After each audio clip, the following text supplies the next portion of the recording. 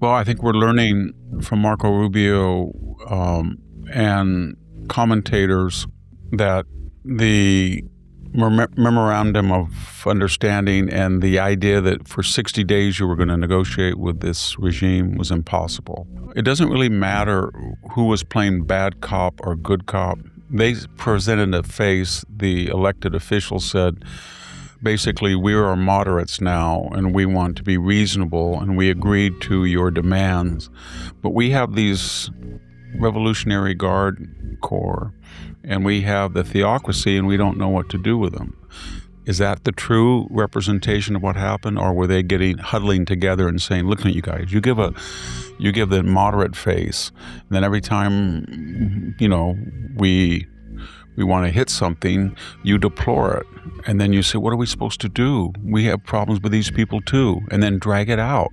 And we'll get close to the midterms, and then we'll get the price of gas up, and we'll get the Europeans and the Asians mad at Trump, and we can get him out of office, and then we can deal with the kind of people that we've dealt with in the past, like Obama or John Kerry, and that's what we want. So I think that's now the consensus, that's what they were doing, and I think everybody knew it along. I think J.D. Vance is a wonderful vice president, but when he said there were moderates and they were working with him in a new way, that was mistaken.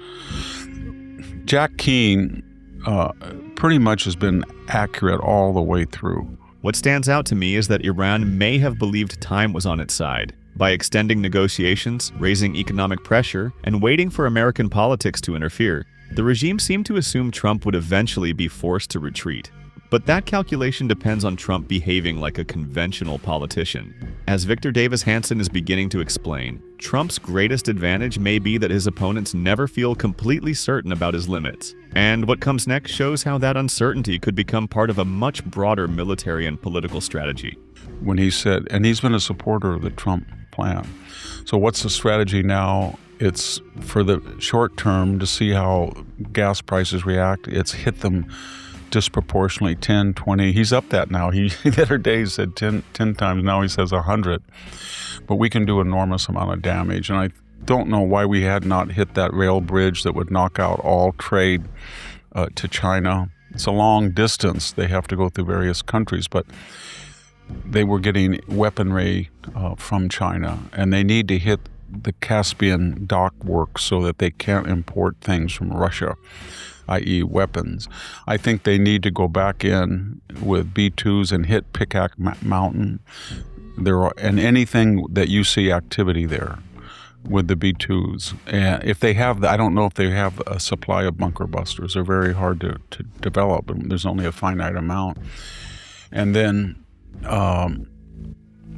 they are taking out systematically the Mosquito fleet. It's very expensive to do that with expensive rockets on these little motorboats, but they need to keep doing that. At some point, I think he has to unload if he gets the right pretext or causation. If they really start sending what missiles they have left, we don't know how many missiles they have. They seem to be able to have volleys of 6 or 7. We don't know if they're making them or importing them from China or what. But if they continue, he needs to unload on them and then destroy the military, nuclear, industrial complex of that regime and take out the transportation hub and then leave at least 60 days to 90 days before the midterm. And as I said the other day, leave a vestigial naval command and force, not too expensive, 10 or 12 ships, a rotating carrier, and tell the Europeans and tell South Korea, Japan, Taiwan, Australia, etc., give us 1 ship or 2 ships each and let's just blast through and keep this open. But we don't need to have it open. That would be a magnanimous gesture on our part.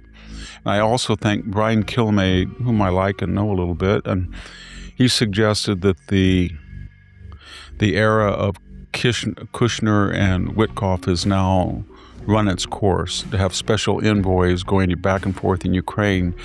And one of the reasons he said that is that somebody who deals with Iran must have intricate knowledge of how that regime functions and thinks over 47 years. And the problem with business people is they they deal with entities in a whole different context. They don't go back and look at the history of 50 years of this company or this CEO. They just do it in the here and now. And they think everything is transactional. They don't understand radical Shia theocratic ideology. And so I think Marco Rubio has people in that State Department, which is completely different than Joe Biden's, that know that. And I think his team should be negotiating. I agree with Brian on that.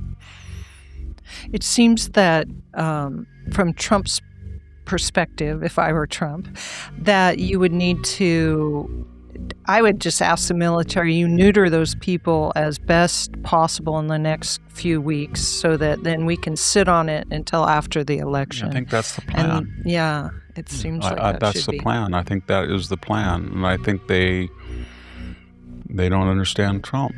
That he's fluid, he's transactional, he's unpredictable, he's predictable, he's mercurial, he's calm, but they don't know what he's going to do. But if you push him long and hard enough, he will do something. And he's at that point now. In this video, Victor Davis Hanson argues that Iran fundamentally miscalculated Donald Trump. The regime apparently believed it could delay negotiations, increase pressure on global energy markets, and wait for the American election calendar to weaken his position. In my opinion, the most interesting part of Hanson's analysis is that Trump's unpredictability is presented not as a weakness but as a strategic weapon. His opponents know that he can negotiate, change direction, escalate rapidly, or delegate responsibility to allies, but they do not know exactly when he will do each one. Hanson believes the broader plan is to weaken Iran's military capabilities, disrupt its foreign supply routes, limit the long-term American commitment, and resolve the crisis before domestic political pressure becomes decisive.